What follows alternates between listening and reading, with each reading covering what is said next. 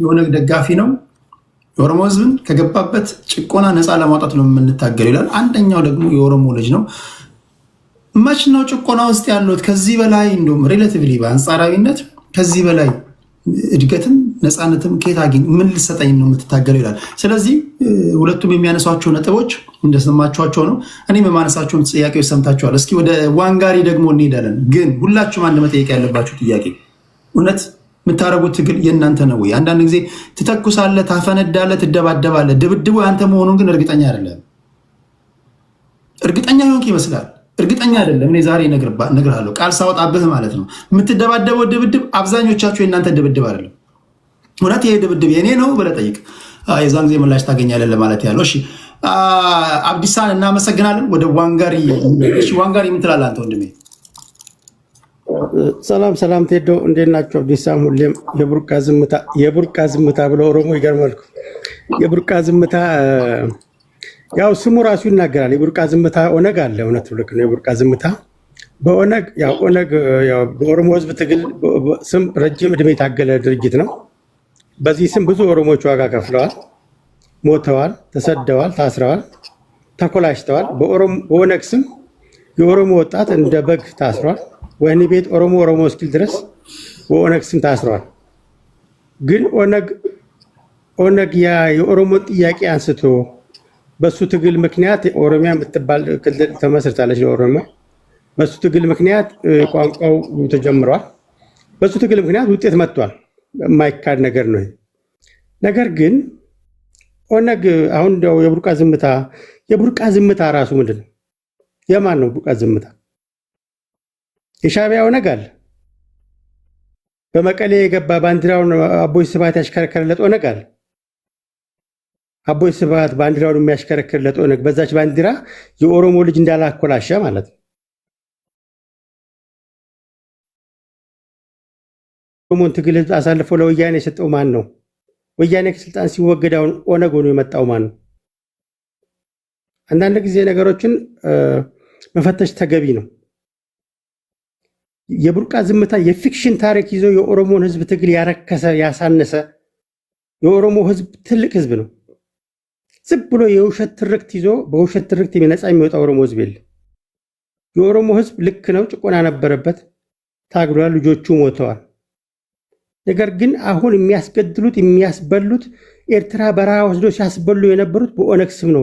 በርካታ የኦሮሞ ልጆችን ያስጨርሱት። ጀኒውን የኦሮሞ ልጆች ጫካ ሲገቡ ያልቁ ነበር፣ ይገደሉ ነበር፣ እንዲወገዱ ይደረግ ነበር በኦነግ። ይሄ መፈተሽ አለበት። ማን ነው ኦነግ? እንዲህ የኦነግ ዋናውን እነ ዳዊት አላሉ እንደ ከተማ ውስጥ በኦነግ ትግል ውስጥ መሳሪያውን ክላሹን እመራዋለሁ የሚል ነው የኦነግ ኃላፊ። ከዛ ውጭ ያሉት አይደሉም። እነሱ ሌሎቹም በሙሉ የኦነግ መስራች የነበሩት የሚሉት እነሱ ታጋዮች አይደሉም። ግን እድሜ ልካቸው ለኦነግ የታገሉ ለኦሮሞ የታገሉ መስለው የተበሉም ደግሞ አሉ። እውነት መስሏቸው ማለት ነው። እውነት መስሏቸው ኤርትራ በረሃ ሄደው እነ ኮሎኔል ገመቹ እኮ ሲነግሩን ነበረ ሻዕቢያ ምን ሲያደርግ እንደነበረ በቡርቃ ዝምታ ስም የኦሮሞን ህዝብ ትግል የውሸት እውነተኛ ትግል የቡርቃ ዝምታ የሚለውን አሁን የተስፋዬ ገብረአብን መጽሐፍ ተስፋዬ ገብረአብ ማለት ነው ሞቷል። ለምትፈልገው ሞመንት ግን ተጠቅመሃል።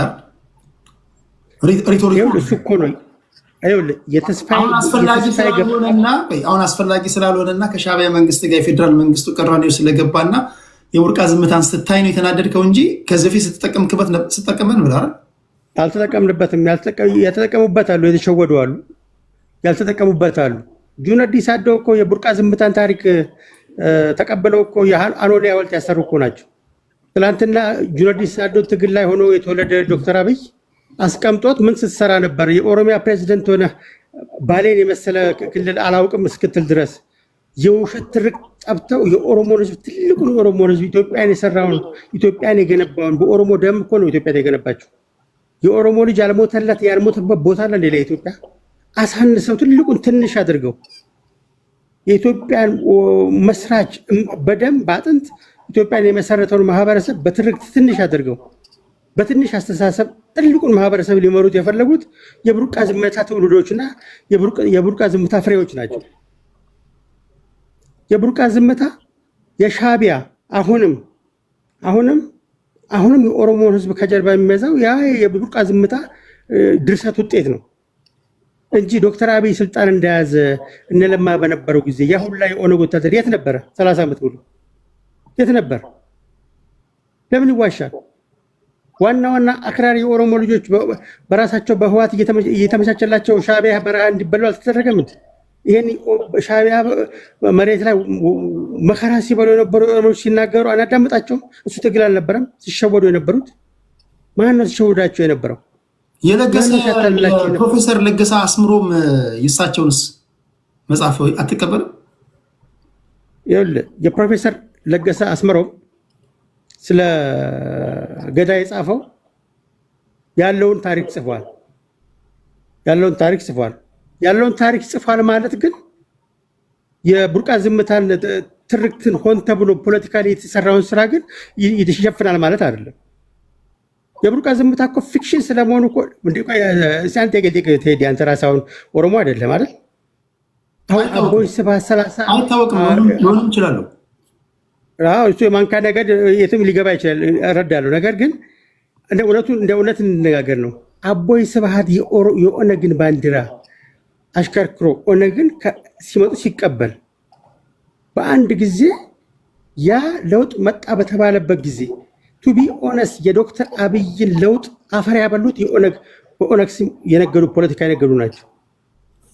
በአንድ ጊዜ በርቴው ጌሳ እሱ እንኳን ሁሉ ነገር ለምሳሌ ሌንጮ ባቲ በወቅቱ ዲኮንስትራክት የምናደርገውን ዲኮንስትራክት አድርገን ምክንያቱም ሪኮንስትራክት ለማድረግ ያሰብነው ታሳቢ አድርገን ማፍረስ ያለብንን አፍርሰን የራሳችንን ትርክት ፈጥረናል አለ ህዝብ ለማስተባበር ፖለቲከኛ በተለይ በኢትዮጵያ ይሄ ጃንሆይ ከስልጣን ከወደቁ በኋላ አንድ የተጣባን ነገር ምንድን ነው? ማንም አልፎ ያጅ ይነሳና ታግሎ ለማታገል በሚል ህዝብ ለማስተባበር በሚል ትርክት ይፈጥራል ከኪሱ። በዚህ አጋጣሚ የብሔር ፖለቲከኞች ካላችሁ በኪሴ የትም ያልተነገረ 10 ምርጥ ትርክቶች አሉ፣ ትገዛላችሁ። ትርክቶች አሉ። ፖይንቱ ምንድን ነው መሰለህ? ትርክት ማንም ሰው በኪሱ ይዞ ይዞራል። ከየት ነው የመጣው እውነት ነው አይደለም ብሎ የሚጠይቅ የለም። ካበሻሸቀና ተገላል ተጨፍጭፋል እንዲሆናል ብሎ ቁስል ላይ እንጨት መስደድ የሚችል ከሆነ በቃ ትክክለኛ ትርክት ሆኖ እንቀበለዋለን። ተስፋዬ ገብረአብ በህይወት በነበረ ሰዓት ሰፊ የሚዲያ ሽፋን ተሰጥቶት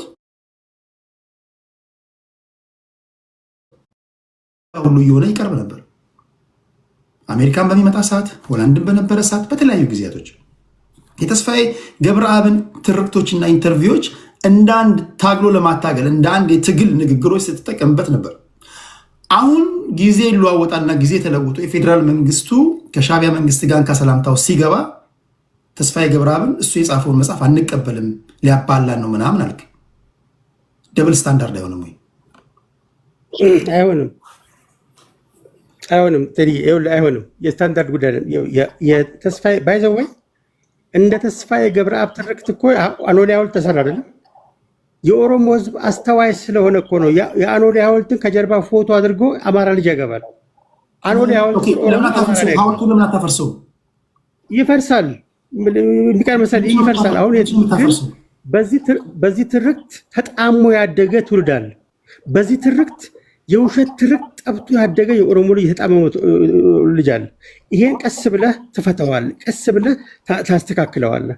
ልክ የመጀመሪያው የብልጽግና መንግስት እንደተመሰረተ ታስታውሳለህ። አዲሱ አረጋ አምቦ ላይ አኖሌ ሐውልት የተስፋዬ ገብረአብ ነው ሲባል ለምንድን ነው የተንጫጩት? እነ ጃዋር ለምን የተንጫጩት? የበቴ ኡርጌሳ ደጋፊ ከሆነ ጃዋር ለምን አብሮት አልተሰለፈም? የፖለቲካ ትግል ዞር ብሎ ሰላም አይሄደው በኖርማል ጊዜ በቴ ኡርጌሳ ነው። የበቴ ኡርጌሳ ሞት ግን ማን ነው ፖለቲሳይዝ ያደረገው? ማን ያንጫጫው? ለምን? ፎር ዋት ሪዝን? ለምን ዋናው የኦነግ ዋናው መስራቹ አልተገደሉ? ለምን? አንዳንድ ጊዜ ነገሮችን ለምን ብለህ ስጠይቅ ቀረብ ብለህ እውነተኛውን ፖለቲካው የቱ ጋር እንደሆነ ታገኘዋለህ። በኦነግ ሸኔ ስም እኮ በኦነግ እኮ አሁን ነፃ አወጣለሁ በሚል እንደ ወለጋ ህዝብ መከራ ይበላል እንዴ? እንደ ወለጋ ህዝብ መከራውን ይበላል እንዴ? በእውነት ለመናገር ወደ እንትኑ ልምጣለህ። ቆይ አሁን የቡርቃ ዝምታን በጥያቄ በጣም ሳዋክቦ ነበር እንዳይናገርም ብዙ እንትን ብዬዋለሁ። ጥያቄዎች በላይ የጠየቁት ለእነሱ ለኦነጎች ፌር የሆነ ጥያቄ ላንሳ። ነፍጥ አነገቡኝ ሰዎች ወደ ሰላማዊ መንገድ ነው ትላችኋላችሁ። በሌላ አባባል አሁን የኦሮሞ ፖለቲከኛ ነፍጥ አንግቦ ጫካ ለመግባት ምን ጥያቄ አለው? ይህን ሌንጮ ባቲም ተናግሮታል። በነገራችን ላይ ኦኬ ምን አለና ምን አይተን እንምጣ ቢሉሳ፣ ለምሳሌ ኦኬ በሰላማዊ መንገድ ታገሉ ብትላቸው ምህዳሩ ጠቦብናል፣ እንዴት በሰላማዊ መንገድ ለመታገል እንድንመጣ ትፈልጋለህ ቢሉ ምን ብለህ ትመልሳለህ? በሰላማዊ መንገድ የሚታገሉ ሰዎች ቆይ እነ ክርስቲያን ታደለ፣ እነ ደሳለኝ ጫኔ፣ እነ ታዬ ደንዳ፣ እነ በቴ ኡርጌሳ ሲገደሉ፣ ሌሎች የሰላማዊ ታጋዮች ሲዋከቡ፣ ቢሮቻቸው ሲዘጋ በኢትዮጵያ የፖለቲካ ታሪክ በነገራችን ላይ ለመጀመሪያ ጊዜ ዶክተር መራራ ጉዲና ወይም ፕሮፌሰር መራራ ጉዲና እኔ ተወልጄ ነፍስ እስካወቅኩበት ጊዜ ድረስ ጫካ ስለመግባት ሲናገሩ ሰምቻለሁ። በዚህ ዘመን ጫካ ስለመግባት ሲናገሩ ሰምቻለሁ። ሁለተኛ ትናንትና ኩማ ደመቅሳ እዛው ባሌ ሶፍ ዑመር ዋሻ ውስጥ የተናገሩትን ሰምታችኋል።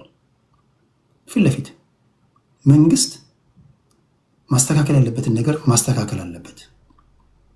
ታጣቂዎች ወደ ሰላማዊ መንገድ እንዲመጡ፣ በሌላ አባባል በጨዋ ቋንቋ ኩማ የተናገሩት ነገር ምንድን ነው? ምህዳሩ መስፋት አለበት። ካልሆነ ኦነጎችን እነ ቡርቃኑ እና በሰላማዊ መንገድ ታገሉ፣ በየ5 ዓመቱ በሚደረግ ምርጫ ሀሳባችሁን ሸጣችሁ ተመረጡ ብትላቸው ምን አይተን እንምጣ ይለዋል። ስለዚህ ምን ኖሮ ነው ኑ የምትላቸው? ምን ያዘጋጀላቸው ነገር አለ? ምንድነው መልስ?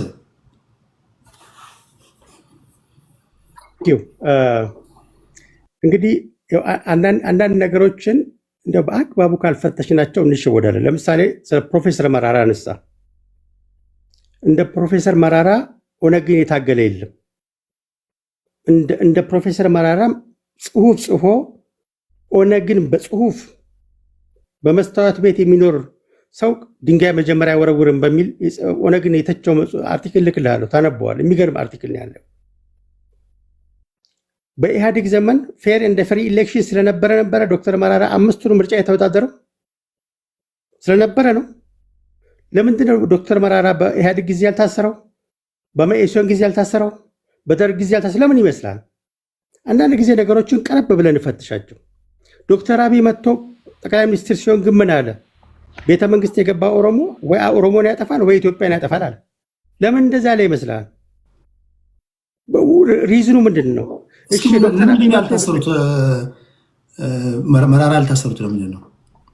ለምን እንዳልታሰሩ የራሳቸውን የህይወቴ ትዝታ የሚለው መጽሐፍ አንብበው እዛ ላይ በደንብ መልሱን ታገኘዋል። በመኢሶን ጊዜ እሱ በአጋጣሚ ታስሮ በአጋጣሚ የሚፈታ ሰው ሁልጊዜ እስር ቤት በአጋጣሚ ታስራል፣ በአጋጣሚ ይፈታል። በጭምጭምታ እንደሚወራው ከአሜሪካ መንግስት ጋር ደግሞ ሲአይኤ ናቸው የሚለው ስለሆነ ነው ወይስ ምንድን ነው? እኔ እንደዚህ ነው አለን። ብቻ የህይወቴ ትዝታ የሚለው መጽሐፍ አንብበውና የፕሮፌሰር መራራን ቁመና በደንብ ትረዳዋል። በደንብ ያንን መጽሐፍ ያላመጠ ሰው የፕሮፌሰር መራራን ቁመና ይረዳዋል፣ የቱ ጋር እንደሆነ ማለት ነው። ዶክተር አብይ እንደመጣ ኦሮሞ ቤተመንግስት ከገባ ወይ ኦሮሞ ይፈርሳል ወይ አገሪቷ ትፈርሳለች የሚለው ትርክት፣ ምን ኦሮሞ ስልጣን ከያዘ ኢትዮጵያ ትፈርሳለች የሚለው ትርክት ይሄን የመጣ በኢህአዴግ ዘመን ፍሪ ኢሌክሽን ስለነበረ ፕሮፌሰር መራራ የተወዳደሩ በምርጫ የብልጽግና ጊዜ በኢህአዴግ ጊዜ የነበረ በብልጽግና ጊዜ ያልነበረ ነገር ምንድን ነው? ፕሮፌሰር መራራን ከምርጫ የሚያስኪደው ፕሮፌሰር መራራ እድሜ ልኩን ስለ እርቅና ኮሚሽን ብሎ ሲጽፍ አልነበረም? ብልጽግና ሲያቋቁመው በኢህአዴግ ዘመን ማን ከማን ተጣላና ነው የሚታረቀው ብሎ ፕሮፌሰር መራራ ሲሉ አልነበረም? ሲቀልድበት አልነበረም? አሁን የብልጽግና መንግስት ተቀብሎ የእርቅና ኮሚሽን ብሎ እንወያይ ሲባል አይ አንወያይም ብሎ እንቅፋት የሆኑ ለምን ይመስላል? ለምንድነው ነገሮችን ቀረብ ብለን የማንፈትሻቸው? ከጀርባ ማን ነው የሚያምሰው? እድሜ ልኩ ስለ ፖለቲካ ያስተማረ ስለ ፖለቲካል መጽሐፍት የጻፈ ሰው የዲሞክራሲ ጭላንጭል የብልጽግና መንግስት ሁላችሁም ግቡ ተብሎ እስቲ ሁለት ጠንካራ ካልሆነ ምን ይሆናል መሰለ ወይ ጭምጭምታ ወይ ሀሜት ነው የሚሆነብን እና ፐብሊክ ሪከርድ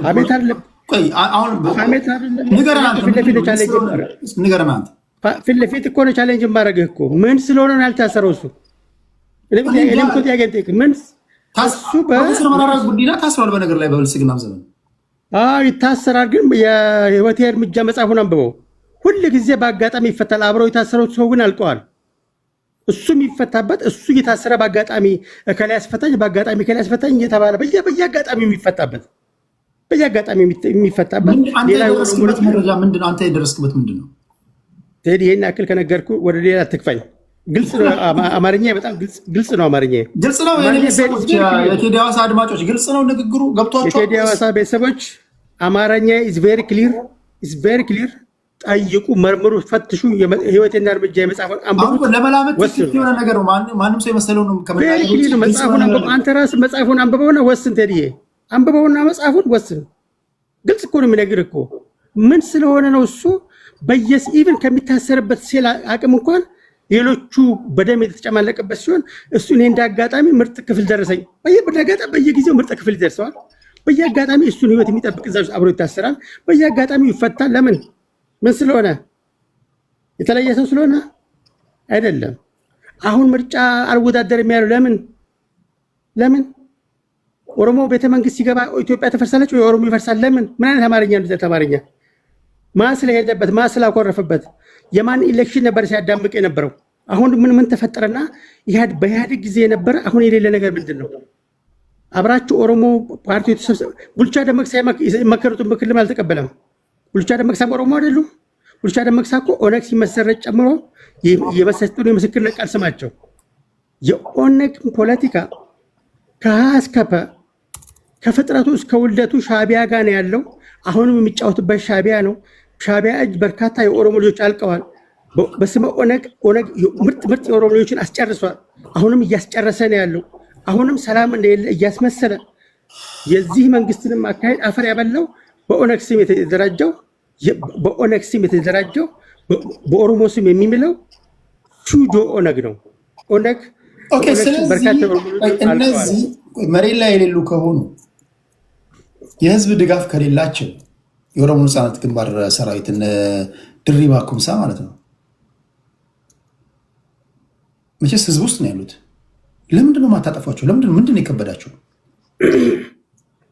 ቴዲ የኦሮሞ ህዝብ ሰፊ ነው። ለምሳሌ ወለጋ ውስጥ የኦነግ ኃላፊዎች ትግሬዎች ናቸው ብሎ ማራሚያ ዩቲዩብ ላይ የተናገረውን የትግራይ የፐብሊክ ተናጋሪ ከምን የተናገረ ይመስላል? ወለጋ ውስጥ እኮ በርካታ የትግራይ ልጆች አሉ። እንደ ኦሮሞ ህዝብ የተቀላቀለ የለም። አየህ፣ የኦሮሞን ኮዝ አፈር ያበሉት ኦሮሞ የሚመስሉ ሲዩዶ ኦሮሞዎች ናቸው። እስከ ዛሬ ድረስ ከውልደቱ እስካሁን ድረስ የትልቁን ማህበረሰብ ስም ያጎደፉ፣ ያጨናገፉ፣ ምርጥ የኦሮሞ ልጆችን ያስጨረሱ፣ ምርጥ አዋቂ እና ኃይሌ ፊዳ ጀምሮ ያስጨረሱ የኦሮሞ ልጆች ናቸው። ኦሮሞ የሚመስሉ ግን ኦሮሞ ያልሆኑ ማለት ነው። በኦሮሞ ስም ከኦሮሞ በላይ የሚጮሁ፣ ከኦሮሞ በላይ የሚያለቅሱ፣ ትርክት የሚፈጥሩ እንደ ቡርቃ ዝምታ የውሸት ትርክት የፖለቲካ እየፈጠሩ ትልቁን ትንሽ ያደረጉ የኦሮሞ መሳይ ኦሮሞዎች ናቸው። ይሄ ሪያሊቲ ነው እኮ የምነግርህ ነገር። አሁን አምጥተህ አንተ ፕሮፌሰር መራራ አዚፍ ለሰላም እንደሚታገሉ እንደው ጦር ሜዳ ክላሽ ፈታታቸው። አሁን በምስልና ዘመን የማይመስል ነገር ለሚስታት እንገር ያለ አባቶቻቸው እንደዛ አይደለም። አሁን እኔ በሰላማዊ መንገድ የሚታገሉ ሰው ናቸው ብዬ ባለቤት ግስ ማሰሪያ አንቀጽ ያለው አረፍተ ነገር ጽድት አድርጌ ከተናገርኩኝ አንተ ደግሞ የደረስክበትን ነገር ሳትፈራ እኮ ፊት ለፊት ነው መናገር ያለብህ። ፕሮፌሰር መራራ ጉዲና እንደዚህ አይደሉም እንዲህ ናቸው በለንና እሳቸውን ደግፎ ወይም አንተ ባንክ የሚያደርግ ሰው ያገኛል። ካልሆነ የተደበሰበሰ ነገር ነው። በአጭሩ ልንገርህ፣ እኔ ፈራው ነገር የለኝም። ፕሮፌሰር መራራ በአጭሩ የህወሓት የምርጫ ኮሮጆ የወነጮች የስጦታ ማቀባቢያ ሰው ናቸው። ሲምፕሊ የኢህአዴግ ምርጫ ፌር ሆኖ አልነበረም። ፕሮፌሰር መራራ ብቻ ሳይታሰሩ ሁልጊዜ የህወሓት ጉዳይ አስፈጻሚ ወዳጅ ናቸው። እስር ቤት ሌሎች ሲታሰሩ እሳቸው ጥሩ ክፍል የሚደርሳቸው ከሆነ አሁንም ህወሓት እስር ቤቱንም ደህንነቱንም እያስተዳደረ ነው ማለት ነው። እንግዲህ ምን አለ መሰለህ፣ የእኛን ኢትዮጵያ ፖለቲካ በአግባቡ ካልፈተሽከው ትሳሳታለህ። ቀረብ ብለህ ካልፈተሽከው ትሳሳታለህ። በኢህአፓ ዘመን ጀምሮ የነበሩ ፖለቲከኞችን በአግባቡ ካልፈተሽካቸው የሚጽፉትን የሚኖሩትን በኢትዮጵያ ፖለቲካ ላይ ያጨማለቁትን የገነቡትን ያፈረሱትን በአግባቡ ካልፈተሽከው ትበላለህ። አሁንም እየበላን ያለው እያባላን ያለው የዚያ ትውልድ ቅሪት ያ ትውልድ የሰነዘረልን የፖለቲካ የጠረገልን የፖለቲካ ጥርጊያ መንገድ ነው አሁንም ዋጋ እያስከፍልን ያለው። አንዱ ፕሮፌሰር መራራ ናቸው። እሺ ለምሳሌ ግልጽ የሆነ ነገር አንድ በአንድ ስፔሲፊካሊ እየመጣን እያጠራን እንሂድ ብዬ ነው። ለምሳሌ የብልጽግና መንግስት ጀቱንም በጀቱንም በያዘበት በዚህ ዘመን ታሳሪዎችን ከፈለገ ማሰር ከፈለገ መፍታት በሚችልበት በዚህ ዘመን ከቲፒኤልኤፍ ጋር እንደተዋጋ እያወቀን የቲፒኤልኤፍ ሰዎች እንደታሰሩ እያወቅን የሚገደሉት እንደተገደሉ እያወቅን በዚህ ጦርነት የቲፒኤልኤፍ ቀኝ እጅ ስለሆኑ መራራ ጉዲና በነገራችን ላይ በኢህአዴግም ዘመን መራራ ጉዲና ታስረው ነው የወጡት። አሁን በዚህ ዘመን በብልጽግና ዘመን እስር ቤት ገብተው የተሻለ ክፍል የተሰጣቸው የቲፒኤልኤፍ ሰው ስለሆኑ ነው ካልከኝ እንዴት አድርጌ ነው የምቀበለው? ትንሽ ግራ ስለገባኝ እኮ ነው። ይገትምረው ያልኩትን በደንብ ተረዳይ። እንደዚያ ያለም ያልኩት እኔ ያልኩት በኢህአፓ ዘመን በደርግ ዘመን በኢህአፓ መኢሶን ዘመን ላይ እሳቸው የሚታሰሩበት ክፍል ንጽህና በአጋጣሚ የሚፈቱበት መንገድ ራሳቸው የጻፉት ህይወትና እርምጃ በሚለው መጽሐፋቸው ላይ እኮ ነው። ቴዲ እኔ እኮ መሬት አላወጣሁም፣ ዝም ብዬ እኮ ስም አልሰጠኋቸውም። በአጋጣሚ እንዴት ሁል ጊዜ አጋጣሚ ይሆናል ነው የኔ ጥያቄ። እንዴት በአጋጣሚ ሁል ጊዜ ንጹህ እስር ቤት ይደርሳል?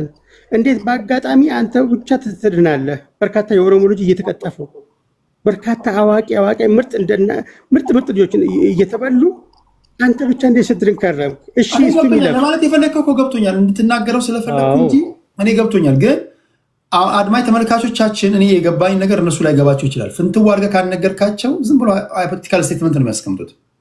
ለዛ ቴዲ አንተ ቤት የታዘብኩት አድማጮች አንባቢዎች ናቸው። ብዙዎች አድምጠው ሲመጡ ማዳመጣቸው በጣም አንባቢዎች ናቸው። እስካሁን ድረስ በጣም አንባቢዎች አሉ። እኔ ዝም ብዬ አልፈረድኩም። እሳቸው የፖለቲካ ሳይንቲስት ናቸው፣ አስተማሪ ናቸው። የጻፉትን መጽሐፍ ይኑሩት ነው አጭሩ። ብሔራዊ እርቅ ሲባሉ አሁን ለምን አፈነገጡ ጥያቄ ነው የምጠይቀው። እውን አውዱ ከኢህአዴግ በነበረው ጊዜ ያነሰ የጨመረ ነገር ልዩነት አለ ብለው ስላመኑ ነው? እንደዛ ነው አይደለም። የኛ አገር ፖለቲካ ጨበቅኩ ስትለው የሚያመልጥህ፣ አመለጠች ስትለው ራሱ መልሶ የሚጨብጥህ ነው። ይህንን ሲስተም ካልገባህ ማን እንደሚጋግርልህ ካላወቅ አሁን አቦይ ስብሃት የኦነግን ባንዲራ መቀሌ ላይ በእጁ አሽከርክሮልህ ኦሮሞ ነፃ ያወጣ ብለህ ካሰብክ ገብቷል። በጣም ማወቅ አለብህ። የኛ ሀገር ፖለቲካ በአግባቡ ካልፈተሽከው ምሁራኖቻችን ትልልቅ ሰዎች እድሜ ልካቸውን ፖለቲካ ውስጥ የኖሩ ሰዎች ሲያሳስቱ ኖረዋል። አሁንም የእነሱ መርዝ ነው የብልጽግና መንግስት ዶክተር አብይ የእነሱን ኃጢአት እያጠበ ነው መከራውን እየበላ ያለው ባልተፈጠረበት ማለት ነው። እሺ ክብራትና ክብራን ዘግየት ብላችሁ ለመጣችሁ ያወራን ያለነው የፌዴራል መንግስት ሰዎች አፋር አካባቢ ታይተዋል። በፌዴራል መንግስቱና በሻዕቢያ መንግስት መካከል ምንድን ነው ድብድብ የሚሸት ነገር አለ። ይሄ ድብድብ በሰላማዊ መንገድ ነው የሚቋጨው ወይስ በጦርነት ነው? የራሴን ትንተና ወይም ደግሞ የራሴን መላምት አስቀምጫለሁ። በዚህ ጉዳይ ላይ እናንተ ምን ትላላችሁ? ለመሆኑ ከፌዴራል መንግስት ሰዎች እነማን ናቸው የተገኙት ካላችሁ፣ ጌታቸው ረዳ በምስራቅ አፍሪካ የጠቅላይ ሚኒስትሩ የደህንነት አማካሪ ናቸው። አንተ እዚህ ዝም ብለህ ትተኛለህ። ከ7 ዓመት በፊት ጌታቸው ረዳ አሸባሪ፣ አሁን አማካሪ ናቸው። ቀልድ አንተ። ፖለቲካ እንዲህ ነው የሚገለባበተው። ይህን ጉዳይ ለማንኛውም እንዴት አያችሁ? ጠብቃችሁ ነበር? በነገራችን ላይ ከ7 ዓመት በፊት ጌታቸው ረዳ ይሰጠ የነበረውን ትንታኔ የሰማ ሰው ከ7 ዓመት በኋላ የጠቅላይ ሚኒስትሩ በምስራቅ አፍሪካ አማካሪ ይሆናል ብሎ በዚህ ጉዳይ ላይ ምን አያችሁ? ዋናው ነገር ምንድን ነው? እዛ አካባቢ ላይ የደህንነቱ ሰው ሬድዋን ሁሴንም ታይተዋል ተብሏል። ምንድን ነው? ምን አለ እዛ አካባቢ ላይ? ይህን አስመልክተው በሻዕቢያ በኩል እንግዲህ የማስታወቂያ ሚኒስትሩ የማነ የሰጡት መግለጫ አለ። በተደጋጋሚ ጊዜ መግለጫ ይሄ ጸባጫሪነት የትም አይወስዳቸውም። ያለፈ ታሪካችንን ገለጥ ብታደርጉ የአሸናፊነት ድል እንዳለን ነው የምትገነዘቡት ብለዋል። ይሄ ነገር እንዴት ነው? እሱን ፖለቲከኛ ነን ብላችኋል። ለእናንተ ለትንታኔ ያስቀመጥኩት ነው። ይሄ ፖለቲካ ብቻ የምናራምድበት ነው። ማህበራዊ ጉዳይ ሲሆን ማህበራዊ፣ ሃይማኖታዊ ሲሆን ሃይማኖታዊ ምናምን እናደርጋለን። ከሃይማኖታዊ ጉዳይ ጋር በተያያዘ ፕሊስ አንድ ማስታወቂያ ያለ ስራ ፕሊስ። 2 ሰዎች ዝም ብሎ አልፎ ሰዎች ይዋጣልን ስላሉ ፓካችሁ ሜንሽን አታርጉን። የሃይማኖት ጉዳይ በሰከነ መንገድ በተረጋጋ መንገድ ምናወያየው ነው እንጂ ዝም ብሎ አልፈያጅ መንገድ እንካ ሰላምታ ተለዋውጠው አዋዩን ይዋጣልን ስላሉ ሜንሽን አታርጉም ባካችሁ። እንደዛም ስላላችሁኝ እኔ እንደዚህ አይነት ዲቤት አላዘጋጅም። ዲቤት የማዘጋጅ ከሆነ ግራ ቀኝ አይቼ ሰዎቹ ስነ ምግባራቸው ታይተው ትክክለኛ ስለሚናገሩት ንግግር መንፈሳዊ እውቀት አላቸው ወይ ቢመጡ እውቀት ይሰጡናል ወይ የሚለውን ከግራ ከቀኝ አይተን ነው እንጂ እኔም ዝም ብዬ ጎትቼ ባመጣ እናንተ መታዘብ አለባችሁ። ያን ከግምት አስገቡ ለማለት ያህል ነው። ከተሳካና በህይወት ብንኖር የፊታችን ቅዳሜ ብያለሁ። አሁን ለጊዜው ትንሽ አንዳንድ ፕሮግራሞች አሉ። አርብ ነበር የተባባልኩት። አርብ ከሆነ ከኢትዮጵያ ኦርቶዶክስ ተዋሕዶ ቤተክርስቲያኖች የምታከብሯቸው አንድ ዘማሪ ይመጣል። ይሄ ዘማሪ ማን ነው? ወይቺ ዘማሪ ማናት? ግምቱን ለእናንተ። አርብ ካልሆነ ቅዳሜ፣ ምናልባት ከሁለት አንዱ ካልሆነ ደግሞ ተለዋጭ ቀጠሮ ይዛለሁ። ለጊዜው ያለው ያ ነው። ከዛ እና እንደዛ እያለን አልፎ አልፎ ይሄ የባከነ ትውልድ ነው። ይሄ እየጠፋን ያለን ሰዎች ነው። ከፖለቲካው በመለስ በመንፈሳዊ ጉዳይ ነክ ነገሮች መማማር አለብን። ዝማሬ ማድመጥ አለብን። ካልሆነ ፖለቲካ ብቻ እየጠጣ ለሚስትም ለልጆችም ሰላም አትሰጥምና ጤና እንዲዛባ ሳይሆን ጤና እንዲስተካከል ኃላፊነት ስላለብኝ ነው። አንዳንድ ፖለቲካ፣ አንዳንድ የመንፈሳዊ ነክ ጉዳዮችን እንድትሰማ ማድረግ ተጠብቃላችሁ። የኢትዮጵያ ኦርቶዶክስ ተዋሕዶ ቤተክርስቲያን የተከበሩ ዘማሪዎች ይመጣሉ። በኢትዮጵያና በሻዕቢያ መካከል ወይ በኢትዮጵያና በኤርትራ መካከል ያለው ይሄን ይመስላል። ኦሮሚያ ክልል ላይ ምዕራብ ሸዋ ዞን ኖኖ ወረዳ 12 አንዳንዶች 12 ሰዎች ናቸው የተገደሉት ይላሉ። አንዳንዶች 22 ሰዎች ናቸው ይላሉ። አንዳንዶች ይሄን ግድያ የፈጸሙት የመንግስት ሰዎች ናቸው ይላሉ። አንዳንዶች ከጉራጌ ዞን ፈልሰው የገቡ ጉራጌ ዞኑ ስልጠና ሲወስዱ የነበሩ የፋኖ ታጣቂዎች ናቸው ይላሉ። ፋኖች አላችሁ፣ የሚኒሊክ ፋኖ እዚህ ጋር ይታየኛል። ራሳችሁን ትከላከላላችሁ። ስለሆነው ነገር ቴሌግራም ላይ ጽፌላችኋለሁ። ለመሆኑ ኖኖ ወረዳ ላይ 25 ሰዎች በነገራችን ላይ 12 ነው የሞቱት ይባላሉ። አንዳንድ ቦታዎች ላይ ደግሞ የወረዳው አስተዳዳሪ 28 የተባለው እኛ የገደልናቸውንም ጨምረው ነው። እኛ የገደልናቸው ከታጣቂዎቹ 15 ሲቀነሱ ሟቾቹ 13 ነው ብሏል። ስለዚህ 27 15 ምናምን የምትሉ ሰዎች የወረዳው አስተዳዳሪ የሰጡትን መግለጫ በደንብ እንድታነቡ ይሁን። የወረዳው አስተዳዳሪ 27 ነው የተባለ የሚወራው እኛ የገደልናቸውን ጨምራችሁ ነው። ከታጣቂ ሞገል እኮ እኛ ገለናል ብለዋል። ለመሆኑ ይሄ መገዳደል እንዴት አያችሁት? መች ነው የሚበቃው? ሞራኖች ሀሳብ አፍልቅ። በእኔ ትንታኔ ዝም ብለህ ዶክተር፣ ፕሮፌሰር፣ ኢንጂነር ተብለህ ቁጭ አትበል።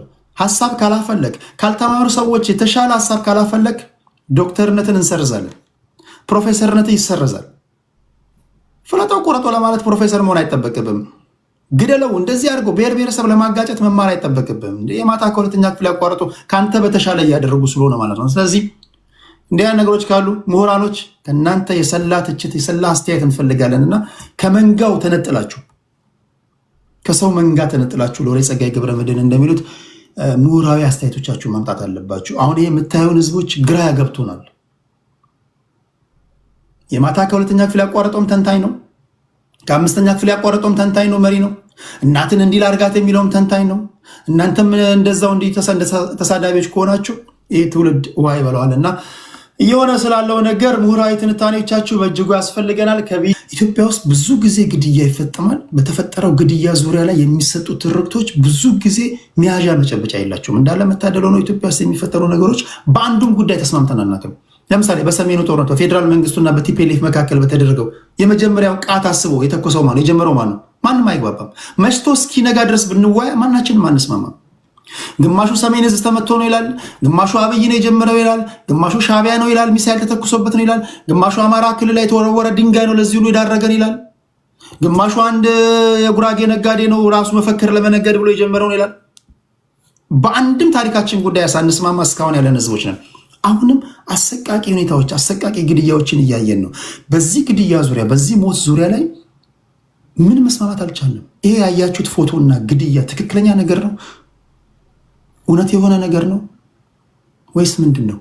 በአሰቃቂ ሁኔታ የተገደሉ ሴቶች አሉና አማራ ክልል ላይ እሱን እንዴት አያችሁ? በፌዴራል መንግስቱና በፋኖ መካከል በአጭር ይቋጫል ተብሎ የተጀመረው ጦርነት እስካሁኑ እንደቀጠለ ነው። አጠቃላይ አማራ ክልል ላይ የተደረገ ያለውን ጦርነት እንዴት ነው የምትቃኙት? በዛ ያለ ነገር ነው። እዚህ ጋር አንድ ሰው ብቻ ነው የምንጨምረው። ከዛ በኋላ የመሸም ስለሆነ ብዙ ሰው መጨመር አልፈልግም። ምንድነው የማደርገው? እንደተለመደው 8 ደቂቃ ሳይሆን ጽድት ያለ ውይይት ማድረግ እንድንችል 6 ደቂቃ ሰጣችኋለሁ። እንደየአስፈላጊነቱ ነሸጥ ካደረገን ጥያቄ ወደ እናንተ እናደርሳለን። ተከብራችሁ መታችሁ ተከብራችሁ እንድትሄዱ እንደማደርግ በእኔ ተማመኑ። ጥርጣሬ እንዳይገባችሁ። እንዲሁ ወዛችሁን ጠብቃችሁ ትሄዳላችሁ። እዚህ ሞዴሬተሮችም አሉ። ታፕታፕ እያደረጋችሁ ኮፒ ሊንክ ሼር እያደረጋችሁ አብራችሁን ትቆያላችሁ። ለቀጣዮቹ 2 ሰዓት ማክሲመም 2 ሰዓት እንቆያለን፣ ወይ በዛ ከተባለ 2 ሰዓት ተኩል ማለት ነው። ከምኒልክ እና ልዕልና በኋላ ስለገባችሁ ምንድነው ማደርገው? ከልዕልና ልጀምርና ወደ ምኒልክ ፋኖ ሄዳለሁ፣ ከዛ ወደ ዋንጋር ሄዳለሁ፣ ከዛ ወደ ቡርቃ ዝምታ ሄዳለሁ። ከታች ወደ ላይ ማለት ነው። አንድ ሰው እዚህ ጋር አንድ የፋኖ ደጋፊ ይታየኛል፣ የገዢው ፓርቲ ደጋፊ ይታየኛል፣ የኦነግ ደጋፊ ይታየኛል። ኤርትራን የሚመለከት ጉዳይ ወይም ሻዕቢያን የሚመለከት ጉዳይ ከተነሳ ራሳቸውን የመከላከል ሙሉ መብት ስለምሰጣቸው ለሻዕቢያ ደጋፊ ለጨዋ ለሆኑ ለማቃቸው ይሰጣለሁ። ከዛ በተረፈ ከአንድ ሰው ውጭ ሌላ ሰው ማስገባት አልችልም፣ እንዳትልኩልኝ ለማለት ያህል ነው። ልዕልና 6 ደቂቃ አለሽ። በ6 ደቂቃ ላይ ከተነሱ ነጥቦች አንድ 5 ደቂቃ ኦልሞስት ቤት እየደረስኩ ነው፣ ድራይቭ እያደረኩ ነው።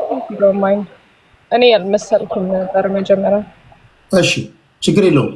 ስለዚህ ከምኒልክ ከፋኖ እንጀምራለን ነው ከቡርቃ ዝምታ ልጀምር? ኦኬ ከቡርቃ ዝምታ ልጀምር፣ ምክንያቱም ምኒልክ የቡርቃ ዝምታ ሲናገር ስላልነበርክ ማለት ነው። ሜዳውም ይኸው ፈረሱም ይኸው፣ እዚህ ውስጥ ያላችሁ በሙሉ ጽድት ያለ ውይይት እንደምታደምጡ በእኔ ተማመኑ፣ ጥርጣሬ እንዳይገባችሁ። እኔ እዚህ ማወያያችሁ ፊት ለፊታችሁ የምታዩኝ የማንኪያ ንግድ ነኝ። ምንም አይነት ጥርጣሬ እንዳይገባችሁ። ይሄ ለጆሮአችን የሚሰቀጥጥ ነገር እንሰማለን ምናምን እንዳትሉ እሺ። የቡርቃ ዝምታ ወንድሜ 6 ደቂቃ አለ።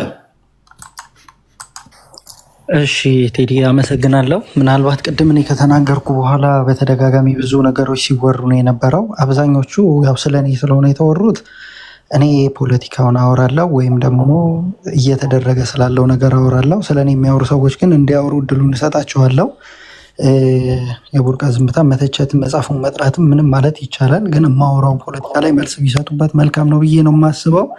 የማይመስሉ የተነገሩ ነገሮች ነበሩ። ለዛም ለማስቆም ሞክሬ ነበረ።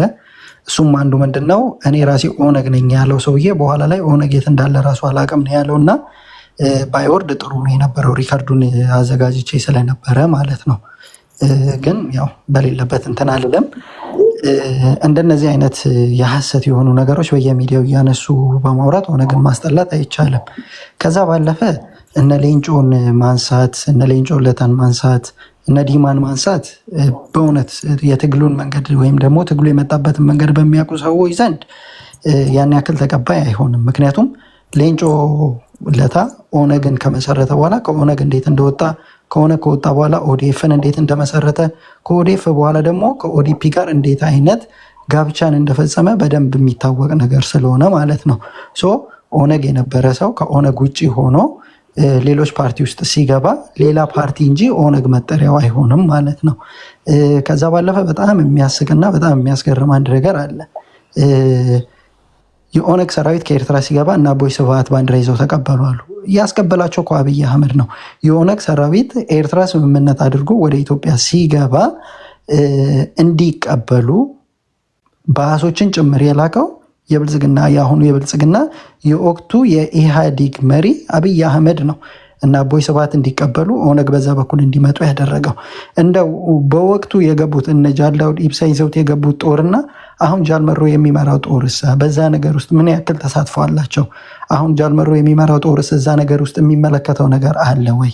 ይህንንስ በታሪክ ደረጃ የምታውቁት ነገር አለ ወይ? ከዛ ባለፈ የገቡት ሰራዊቶችስ ምን ደረሱ? በተለይ ከኤርትራ የገባው ጦር አርዲያታ ማሰልጠኛ ካምፕ ከገባ በኋላ ምንድን ነው የተደረገው በዚህ መንግስት? ከዛም ባለፈ በኋላ ደግሞ በአባገዳዎች እና በነጀዋር በነበየነ ሰንበቶ በአባገዳዎች ጦር ላይ ማሰልጠኛ ማዕከል ገብቶ የነበረው የኦነግ ሰራዊት ምንድን ነው የተደረገው? ለምን አትናገሩትም ስለሱስ? እሱንም ማንሳት ቢቻል ጥሩ ነው የነበረው። ነገር ግን እንደነዛ አይነት ነገሮችን ማንሳት አይፈልጉም የብልጽግና ደጋፊዎች። በነገራችን ላይ ስለ ራሳቸው ጥሩ ነገር ማውራት ስለማይችሉ የራሳቸው ጥሩ የሆነ ነገር ስለሌላቸው ሁልጊዜ የሚጠመዱት የሌሎችን መጥፎ በማውራት የሌሎችን ትግል በማሳነስ ላይ ነው።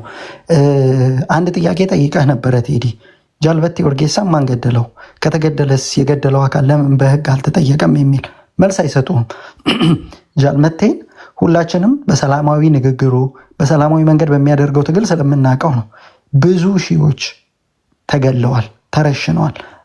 ሊያውም በድብቅ አይደለም፣ በአደባባይ እናት አባትን ቁጭ አድርገው እያዩ ልጅን ፊት ለፊት እየረሸኑ በህዝብ ፊት አደባባይ ላይ አውጥተውት እኔን ያየ ተቀጣ በሚል ይሄ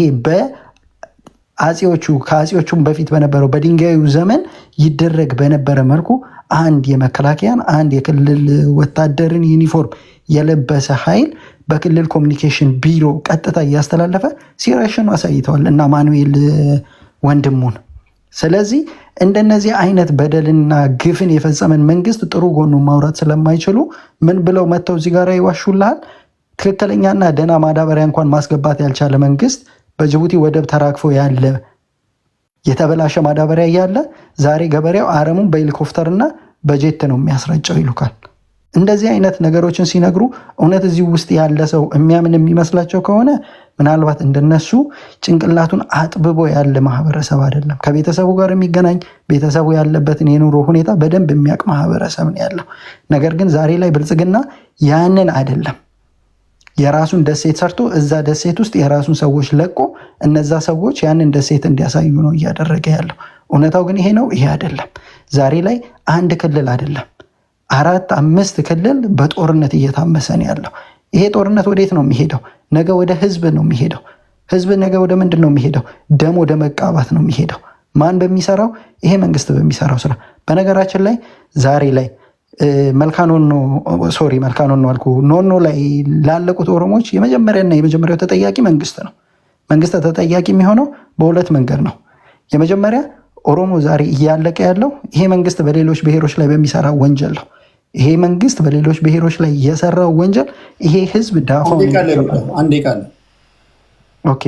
ይሄ ህዝብ ዳፋውን እንዲቀበል እየተደረገ ነው ያለው።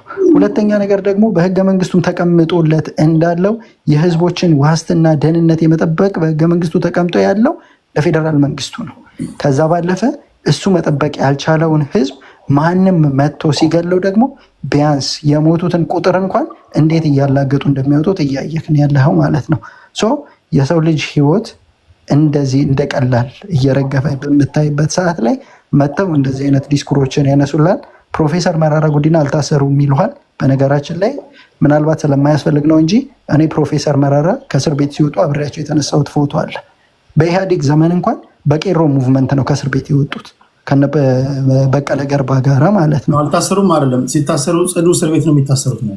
አዎ እንግዲህ ኦኬ፣ ዞሮ ይመጣል፣ ችግር የለውም። አንድ ኮመንት አድራጊ እንዳጋጣሚ ዝቅ ብዬ ቀና ስል ቴዲ ምንድነው ፌርሁን 3 ኦሮሞ 1 አማራ እንዴት ነው ያስገባው ብሎኛል።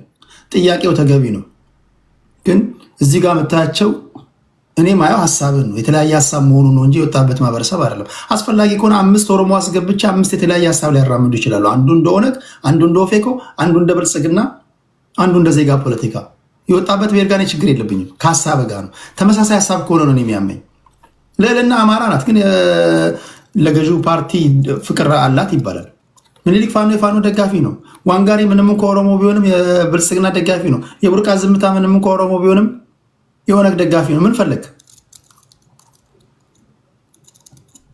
76 ለአንተ ስል 76 ብሔር ብሔረሰቦች ላስገባ እዚህ አይችልም። እንደ ቲክቶክማ ቢሆን እንደ ኢትዮጵያዊ ቢሆን 76 ብሔር ብሔረሰቦች 76 ሳጥን ይሰራልን ነው ማለት የነበረብን። እሺ ለማንኛውም ያህል መሀል ላይ እንዝናና ብዬ ነው። እሺ ማነው አማራ? ልዕልና አማራ ናት እኮ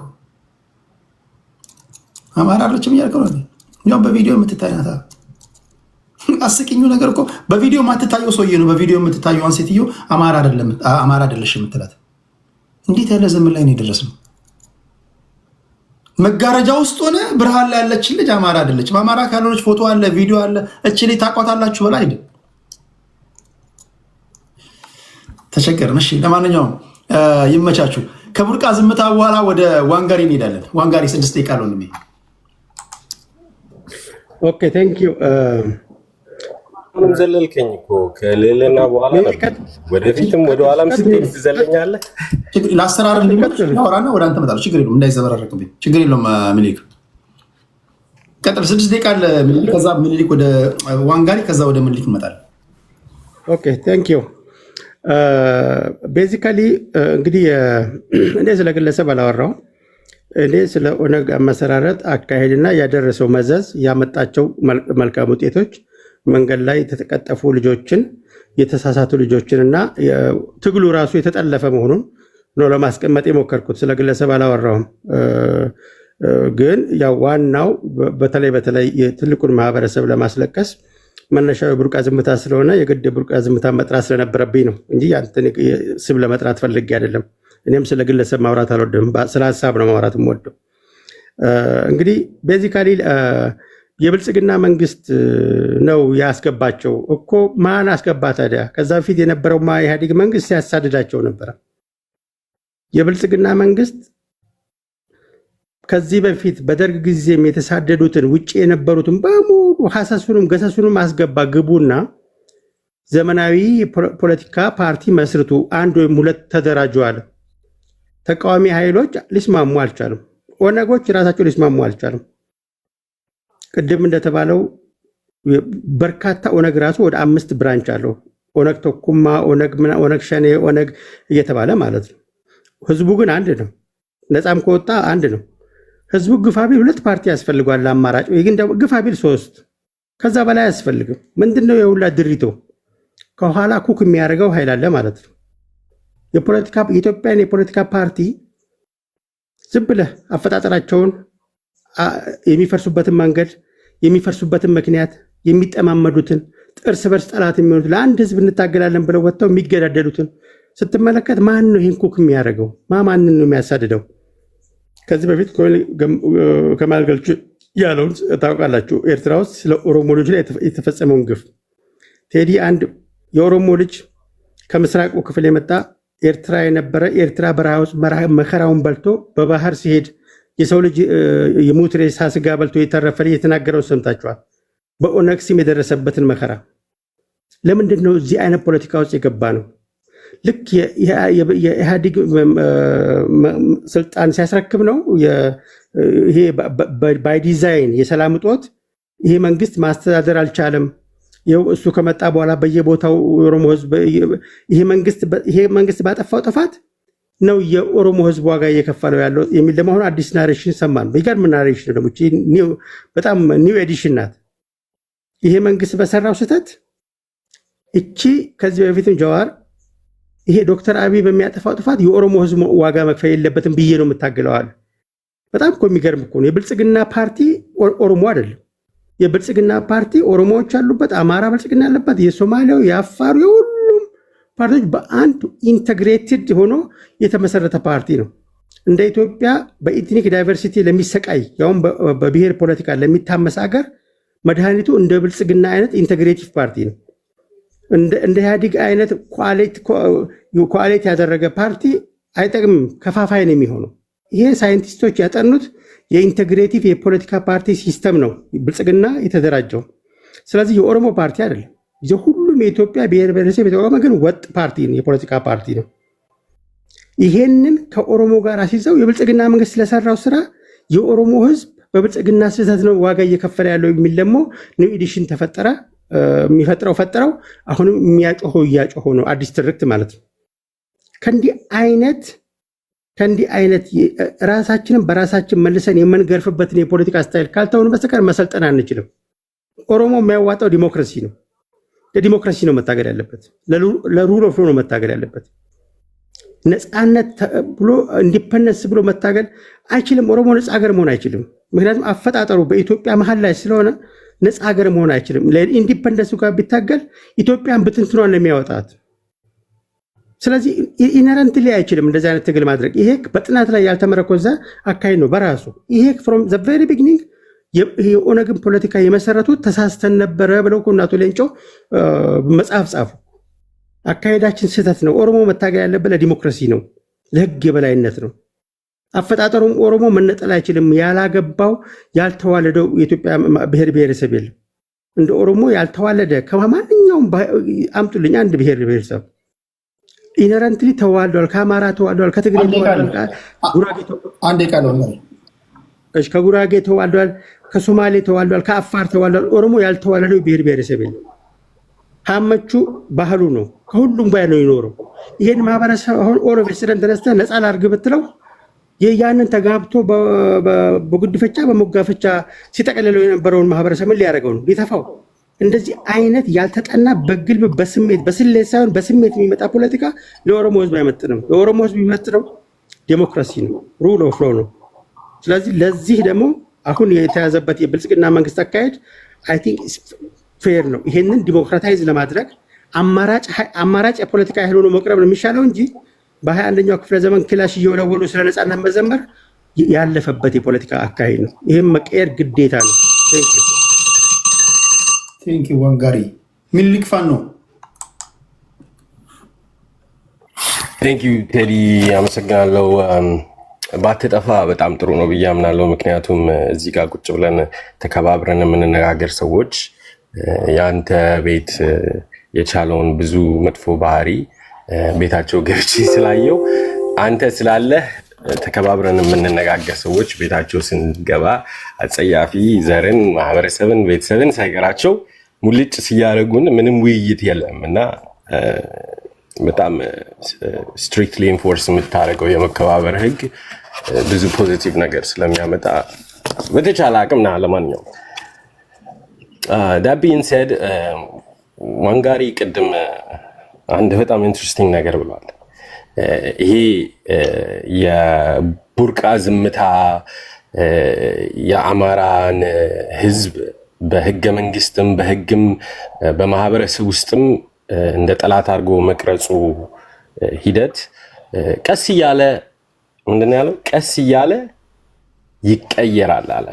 ቀስ እያለ ይቀየራል። ምንም አይነት urgency የለውም ለዋንጋሪ። እኔና ወንድሞቼ እኔና ወጣውበት ምለው የአማራ ማህበረሰብ ግን ላለፉት 40+ years ከፍተኛ ዋጋ እያስከፈለን ያለ ነገር ነው። የትርክቱ ውጤት ሐውልት ብቻ አይደለም። ኦነግም ህወሓትም ብልጽግናም ጸረ አማራ ፖሊሲ ቀርጸው ዜና ያልዘገባቸው ቪዲዮ ያልተቀረጸላቸው አፈር እንኳን በአግባቡ ያለበሱ በሺዎች የሚቆጠሩ አማራዎች ህይወታቸውን ያጡበት ትርክት ነው። በአሰቃቂ ሁኔታ እየተገደሉ አማራ በመሆናቸው ብቻ በአሰቃቂ ሁኔታ እየተገደሉ ዋጋ የከፈሉበት ትርክት ነው። ለአንተ ቀስ እያለ ሊቆም ይችላል። ለእኛ ግን ኤቭሪዴይ ይሄ ትርክትና የዚህ ትርክት ባለቤቶች ታንክና ባንክ ይዘው እንደፈለጉት በሚያደርጉት ቁጥር የኛ ህዝብ ከፍተኛ ዋጋ እየከፈለበት ነው። ለዛ ነው የእናንተ ችግር እንደነ ዋንጋሪ ያሉ ሰዎች ችግራችሁ እንደ ሶስተኛው ዓለምና እንደ አንደኛው ዓለም አሜሪካ ውስጥ ያለ ችግርና ኢትዮጵያ ውስጥ ያለ ችግር አይነት ልዩነት የሚታይበት ለዛ ነው። ለእናንተ ችግር ለምሳሌ ፋኖ የማረካቸውን የመከላከያ ሰራዊቶች ተንከባክቦ የተጎዱትን ህይወታቸውን የሚያድን ሕክምና እንዲያገኙ ለቀይ መስቀል ሪስክ ወስዶ ለቀይ መስቀል ሲያስተላልፍ እንደነ ፋኒት በአለም ዋሴ ስሟ በአለም ዋሴ ይባላል። የምትሰሙኝ ሁሉ ይህን ስም እንዳትረሱ ውስጥ እንደነ ፋኒት በአለም ዋሴ አይነት የአማራ የህልውና ትግልን በትጥቅ የሚሳተፉ ወጣቶች ግን ቆስለው ሲያዙ እናንተ በሐሰት የቡርቃ ዝምታ ላይ ፊክሽን ላይ ያገኛችሁትን የትርክት የሐሰት ትርክት በዚች ወጣት ላይ በመቆራረጥ ቆዳዋን በመግፈፍ በሐቅ አሳይታችሁናል። ግን ለእናንተ ይሄ ቀስ ብሎ የሚቀየር ነገር ነው። እዚህ ላይ አንድ ሳልናገር ማለፍ የምፈልገው ነገር ላለማለፍ የምፈልገው ምንድነው? ይሄ ትርክት ኦሮሞ ህዝብ ወይ ለትግራይ ህዝብ ስፔሲፊክሊ ቴይለርድ ተደርጎ የተሰራ ትርክት አይደለም። መላው ኢትዮጵያ ውስጥ ስፔሻሊ አሁን ያለው በህይወት ያለው ጀነሬሽን ውስጥ ስለ አማራ የተነገራቸው ከእውነቱ ጋር ተቃራኒ የሆነ አማራን ለጀኖሳይድ የሚዳርግ ትርክት ነው። ቴዲ አንድ ነገር ላንብብ። ይሄ ፋኒት በአለም ዋሴ ሶሻል ሚዲያ ላይ አንድ አማራ ሴት መልእክት ልካላት የመለሰችላትን መልስ ነው። መልእክቱንና መልሱን ላንብብል። ምን ትላታለች? በእናትሽ ለእናትሽ ስትይ እንኳን ከጎኗ ሁኚ፣ ገና ልጅ ነሽ እኮ ለማይረባ የፖለቲካ ተይ፣ እኔ ታናሽ ለማይረባ ፖለቲካ ተይ፣ እኔ ታናሽ ወንድሜ ከገባ 2 ዓመት ሆነው ብላ እናቴ ጥቁር ለብሳ ነው የምትሄደው፣ ይሄ ኑሮ አይደለም፣ ወደ እናትሽ ተመለሺ ትላታለች። በአለም ዋሴ መልስትስ ፋኒት በአለም ዋሴ ለዚህ መልስ የሰጠችው ምን ብላ ነው? ምንም ቢሆን ከሀገር አትበልጥም ብላ ነው ስለ እናቷ የመለሰችው። ፋኒት በአለም ዋሴ ለአማራ የህልውና ትግል ትውጣ እንጂ የቆመችለት ዓላማ የአማራን ህዝብ የህልውና ጥያቄ የህልውና አደጋ ከቀለበሰ በኋላ ኢትዮጵያን ማፍረስ እንደማይፈልግ ሀገሯ ውስጥ በአማራነቷ ተከብራ መኖር የምትፈልግ ቆራጥ የአማራ ልጅነቷን የሚያሳይ መልስ ነው የሰጠችው። ቴንክ ዩ። እና ይህንን ሜንሽን ያደረግኩት ለምንድን ነው? አንድ ሴት እህታችን ብቻ አይደለም በዚህ አሰቃቂ ሁኔታ የተገደለችው። አትሊስት ዶኪመንትድ የሆነ ከሚደፈሩት ከሚደበደቡት ሬሳቸው ከማይገኘው ውጪ 4 ሴቶች ላይ አካልን የመቆራረጥና ቶርቸር የማድረግ እርምጃ ተወስዶባቸው ይሄ መከላከያ ለተባለው ለአብይ አህመድ ስልጣን ጠባቂ ሰራዊት በአብይ አህመድ ስልጣን ጠባቂ ሰራዊት አሰቃቂ ግድያ ከተገደለ እና ዶኪመንትድ ከሆኑ 4 ሴቶች አንዷ ነች። ወንድሞቻችን ደግሞ ለዚህ ማያዳግም ምላሽ እንደሚሰጡ አልጠራጠርም። ቴንክ ዩ ሚኒሊክ ልልና ሰላም ነው። ቴንሻ እንዴት ነው? ሰማል ኦኬ። በመጀመሪያ ለሞቱት እህቶቻችን ነፍሳቸውን ነፍስ ይማር ብያለሁ። አሟሟታቸው እድሜያቸውን ራሱ እንኳን አይቶ የሞቱትን ሊያመው የሚገባ ትውልድ መኖር መቻል አለበት ብዬ አምናለሁ። ፎር ፖለቲካል ፐርፐዝ የሚያደርጉትን ሪዝን ባልቀበለውም ማለት ነው። የመጀመሪያው ፒክቸር ያየሁት ልጅቷ እህታችን እንትን ያለችበትን ፒክቸሮች አይቻለሁ። ከዛ በኋላ የተፈጸመው ነገር ካለ አላቅም። አሟሟቷን ግን አይቻለሁ። ያንን አይቼ እንዳላየው ቪዲዮ አይቻለሁ ምናምን ብዬ እንትን አልልም። ለፖለቲካል ፐርፐዝ ደግሞ ማን ፊውል አፕ እያደረገበት ይሄ ነገር እንዳለ ነው እያየው ያለሁት። በብዛት ጎረቤቶቻችን ሲያስቀብጡበት እያየው ነው። ልክ ለአማራ እንዳሰቡ እንደተጨነቁ ምናምን መስለው ቤዚክሊ እየተጫወቱ ያሉትን ዶሮን ሲያታልሏት ውሃ የሚፈላው ለገላሽ ነው አለዋት አይነት ጨዋታ ነው ሰሞኑን እየጀመሩ ያሉት። የራሳቸውን ፖለቲካ ሊጠቀሙባቸው በአማራ እንትን በዛ አማራን እናነሳሳለን እያሉ የተለያየ አቅጣጫ እየሞከሩ ያሉ ሳይሎች ነው እያየሁት ያለሁት። ለአማራ እኔ ይሄን እንዴት እንደሚጠቅም ግራ ሁላ ነው የሚገባኝ። አንዳንዴ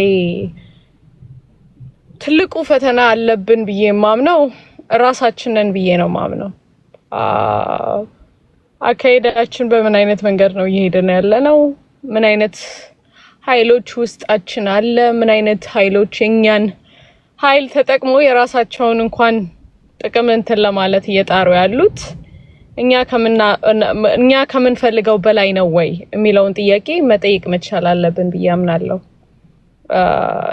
ትልቁ መከራው ያው ቴዲ እንደምታውቀው በአማራ ፖለቲካ ላይ ሁሉም አማራ ነኝ ብሎ የሚያወራው በብዛት ተደብቆ ነው። ፊት ለፊት እንኳን ወጥቶ ልናገርለት የሚል የለም ከተወሰኑ ቅጥረኞች ካልሆነ በስተቀር ነው ማለት። ሁሉም ተደብቀው ነው። ምክንያቱም በብዛት ፖለቲካው ላይ ያሉት ሰዎች አማራ ያልሆኑ ኃይሎች ስለሆኑ ነው።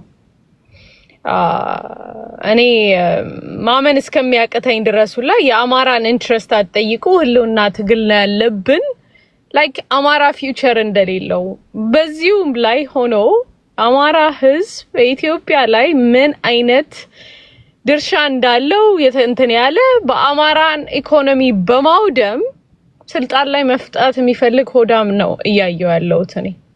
የአማራ ህዝብን በመጨረስ የአማራ ህዝብን ሳክሪፋይስ አድርጎ ለስልጣን ጥም ያለበት ነው እንጂ ማየው የአማራን ጥቅም ለእንትን ለማለት አይደለም እያየሁት ያለሁት ነገር ማለት ነው። ጭራሽ ተብሎ ከኢጂፕት ጋርም በክሊርሊ እየሰሩ እንደሆነ ከተወሰኑ ኃይሎችም እንትን ቢሰምቻለሁ መሳሪያ የሚያገኙት ኤኒቲንግ ማለት ነው። ሶ የአማራን ታሪክ በጠቅላላ ገደል ለመክተት የተዘጋጀ አማራ ውስጥ የተደበቀ ኃይል አለ ብዬ ነው እያየሁት ያለሁት። ያ ደግሞ ለእኔ እንደ ኢትዮጵያዊም እንደ አማራም የፈለገ ብትለኝ ቀይ መስመሬ ነው። ያንን ላልፈው አልችልም። ያንን ቤዚክሊ በብዛት እንደውም ሰሞኑን ሲሉኝ የነበሩት ስቴይ ኒውትራል መሀል ላይ ሁኜ አይነት ነገር ነው ሲሉኝ የነበረው። መሀል ላይ ልሆን አልችልም። ለዚህ ቤዚክሊ መሀል ላይ ሁኚ ማለት ለዚህ ሰዓት ላይ ለኤኒ አማራ ለሆነ ሰው እያልክ ያለው ቤዚክሊ ኢጂፕትም ሆነ ሻቢያ በአማራ ፖለቲካ ውስጥ ገብቶ የፈለገው ላይ ይፈንጭበት እያልክ ነው። ይፈንጭበት የፈለገውን ያርግ እያልክ ነው። ኤኒ አማራ የሆነ ሰው ጆሮውን ልትሰማ ይገባል። እስከዛሬ ድረስ ያየኸው ፖለቲካ በአጠቃላይ በአማራ እንትን ላይ ያ ነው እየሆነ ያለውና ቀይ መስመር ያ ነው። ከሻቢያ ጋርም ሆነ ከኢጂፕት ጋር ጣመራለው ሚል በፋኖ ስም ካለ አላቀው that's my stand ነው ምላችሁ። when it come to አሁን ሰሞኑን በጣም ብዙ ነገር ሀፕን እያደረገ ነው ጂኦፖለቲካው ላይ በጣም ትላንትና እንደሰማ አላቅም ቴዲ በጅቡቲና በሶማሌ ቦርደር ላይ ቦርደር እንትን ላይ ጅቡቲ በር ዘግታለች በሶማሌላንድ ላይ። ምክንያቱም ኢትዮጵያ ባክ ኦን አርጋለች ብለው ከሶማሌላንድ ጋር ያላትን አግሪመንት ለመፈጸም እየተዘጋጀች ነው ብለው እንትን ማለት ጀምረዋል። ወደ 58 ኪሎ ሜትር አካባቢ ላይ ምንም እንዳይገባ ምንም እንትን እንዳይል በዛ በኩል ዘግተዋል። በሱዳን ውስጥ ቅድም እንዳልከው አሚቲ ማስጠንቀቂያ ክሊር ማስጠንቀቂያ ሰጥቷል።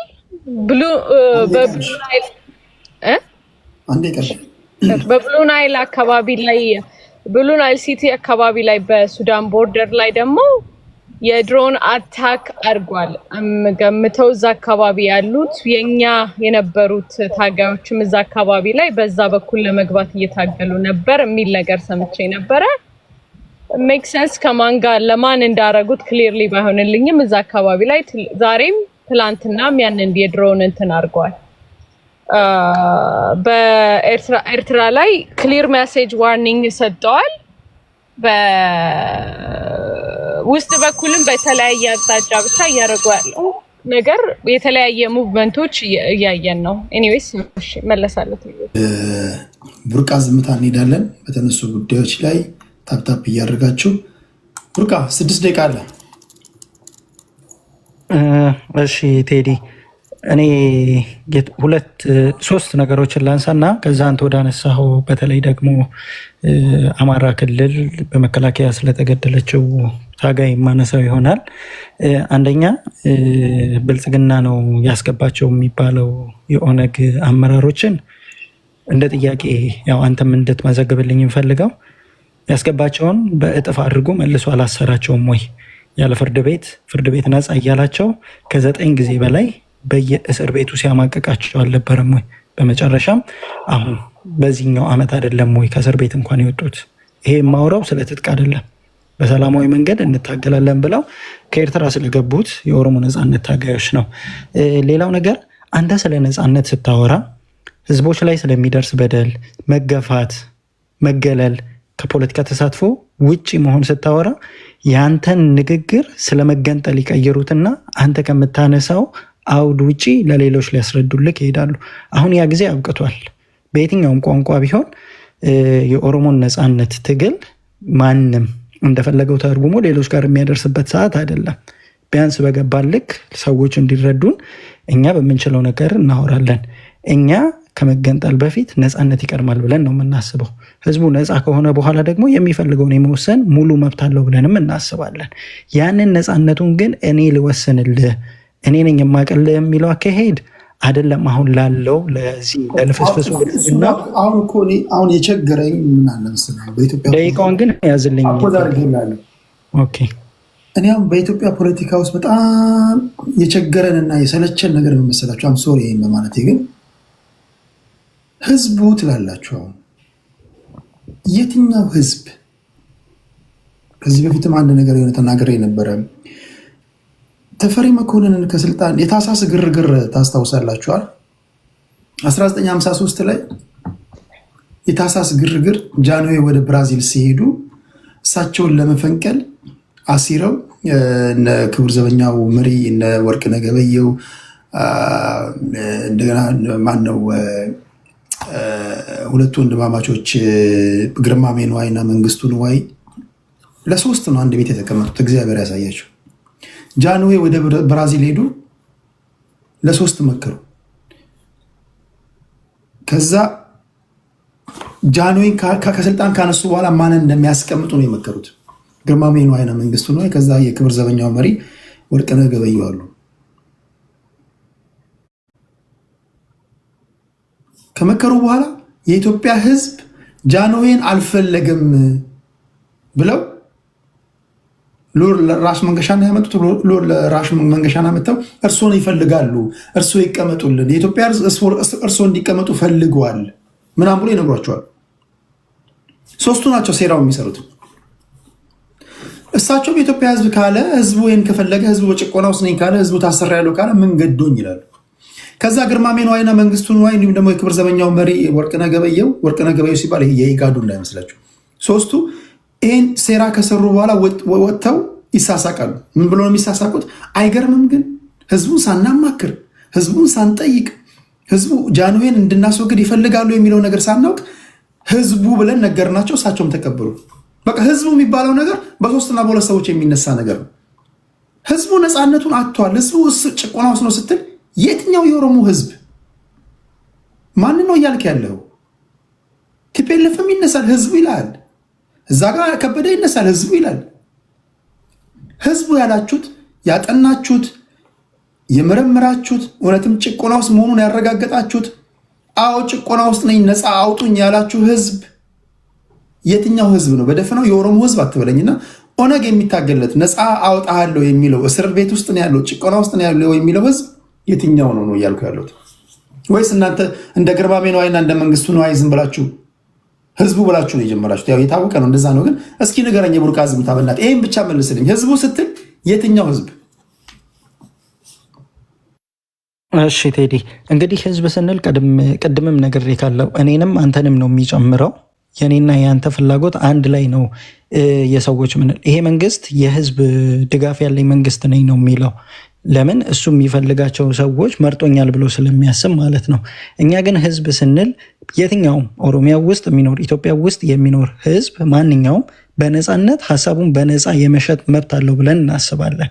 ከዛ ውስጥ እንግዲህ እንደ ኦሮሞ የኦሮሞ ህዝብ በነፃነት ብልጽግናን የሚደግፍም ይሁን የማይደግፍ ሀሳቡን ግን ያለ ፍርሃት በነፃነት የፈለገውን የመምረጥ መብት አለው ብለን እናስባለን። ያንን እድል ደግሞ አላገኘም።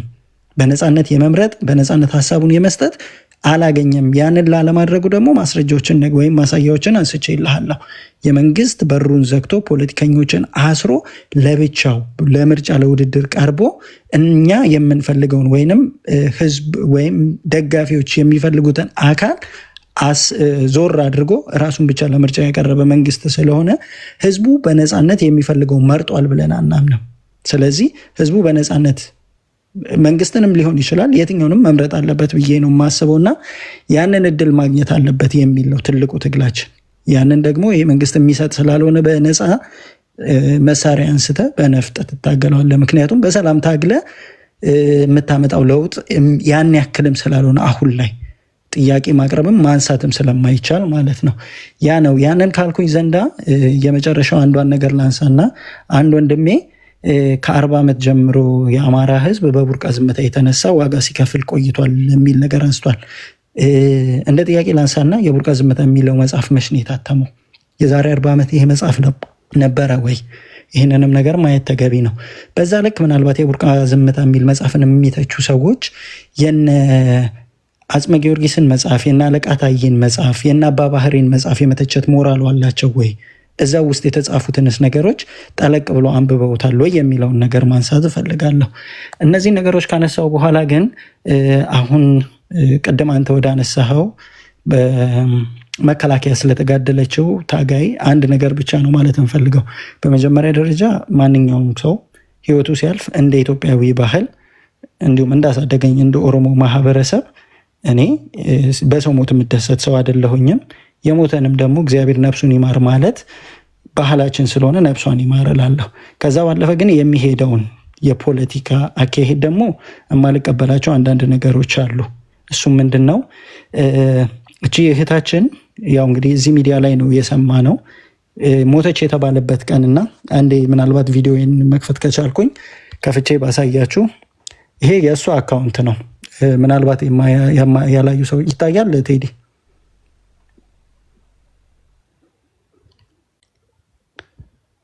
ይሄ በአለም ይላል። ይሄ የእሷ አካውንት ነው። አሁን ኦልሞስት ህይወቷን እንትን ካለ በኋላ ይሄን ያህል የደረሰ አዎ ይሄ ራሷ ነው። አሁን አንድ ወንድሜ ከእናቴ ሀገሬ ትበልጥብኛለች ያለችውን ኮመንተም ከፍቼ ማሳየት እችላለሁ። ለእናትሽ ኑሪ የሚለውም ማለት ነው። ግን የሚገርምህ ነገር ይሄንን አንዱን የመጀመሪያው ትክክለኛ አካውንቷ ኦልሬዲ ይሄ ነው። ሌላ ነው የሚል ሰው ካለ ማምጣት ይችላል። እኔ ግን አሁን እሱ ትክክለኛ አካውንቷ ነው ግራስ አላውቅም አይደለም ካሉ ለማቅረብ ይችላሉ። እሺ ላይቭ ምናምን ትገባ ነበር ላይቭ ምናምን ትገባ ነበር። አይተዋት ታውቃለህ? ስንት ፎሎወር ነው ያላት? ይሄኛው 290 ሺህ ነው። 40 ምናምን ሺህ ነው የነበረችው። ከሞተች በኋላ ነው 290 ሺህ ያደረሱት። እሺ የሚገርምህ ነገር ይሄኛው ቪዲዮ የመጀመሪያ ያለው ቪዲዮን ስትከፍተው የተለቀቀው ሞተች የተባለ ቀን ነው። ይታይካል 10/12 ይታያል እዚህ ጋር። በዚህ ቀን ሞተች በተባለች ቀን የሚገርምህ ነገር 22 ቪዲዮ ነው የተለቀቀው። 22 ቪዲዮ ነው የለቀቀችው። ኦልሞስት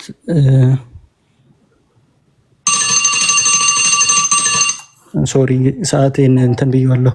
እና እንግዲህ ይኸውልህ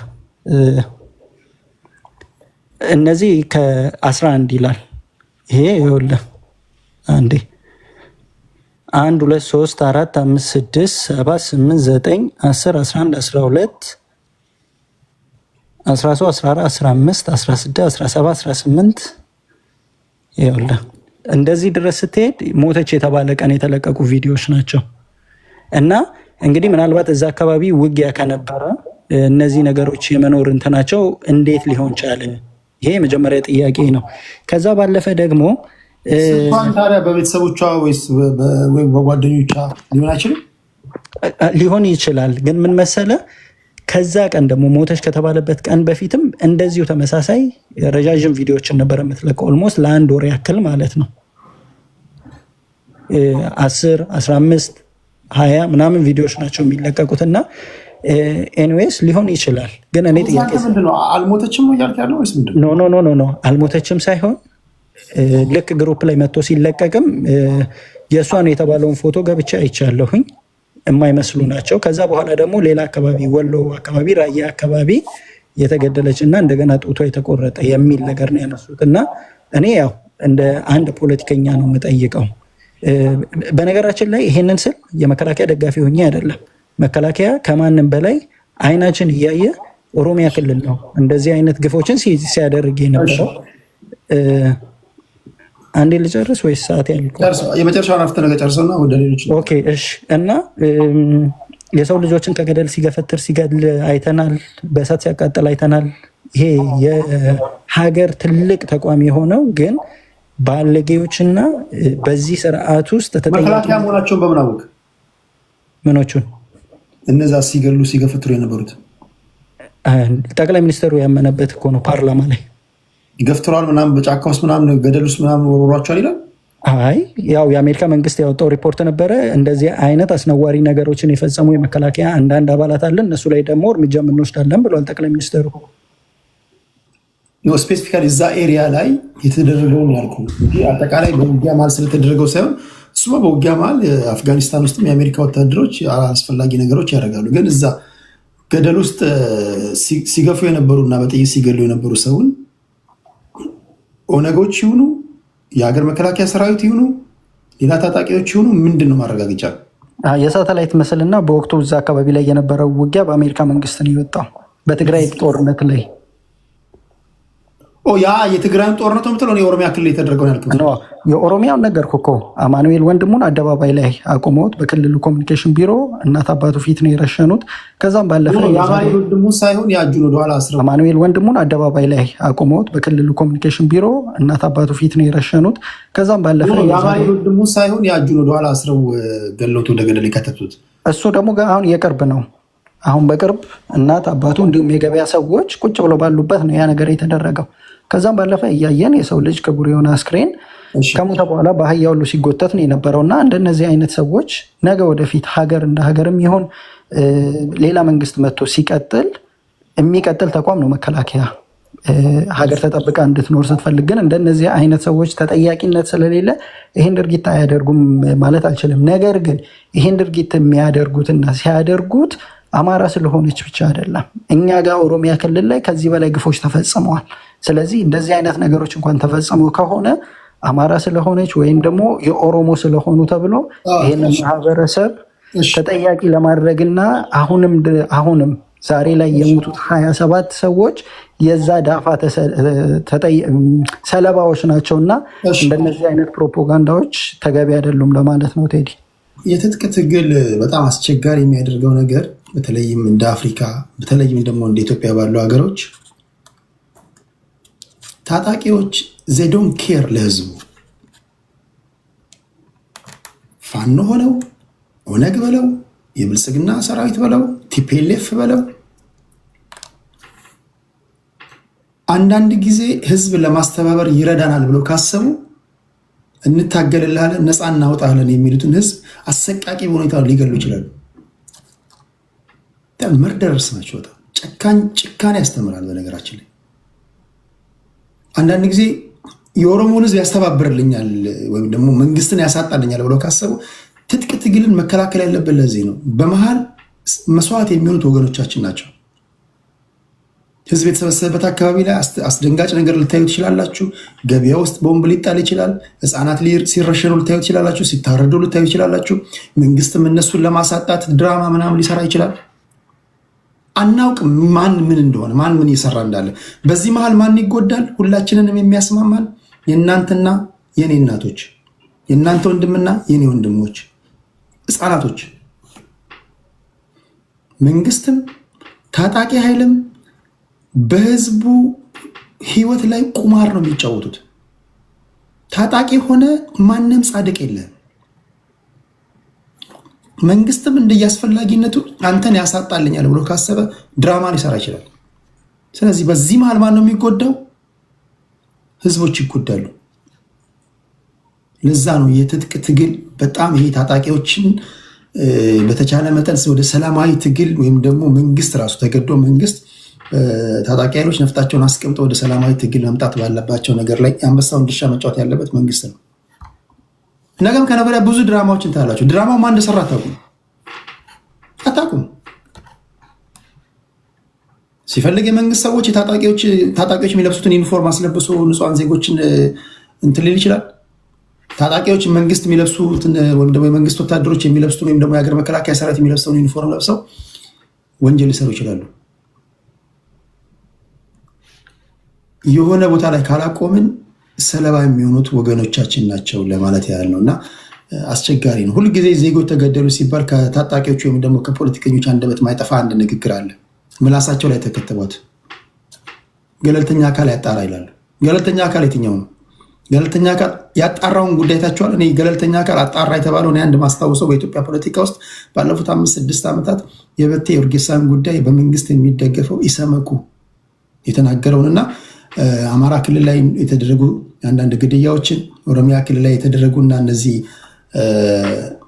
ሜንታል የሆኑ ሰዎችን መንግስት እየወሰደ ማጎሪያ ውስጥ እየከተተ ለውትድርና ይማግዳቸዋል የሚሉ ሪፖርቶች ካልሆኑ በስተቀር አሰቃቂ ግድያዎች ብዙ ጊዜ አናውቅም እንዴት እንደሆነ ማን ድራማ እንደሚሰራ።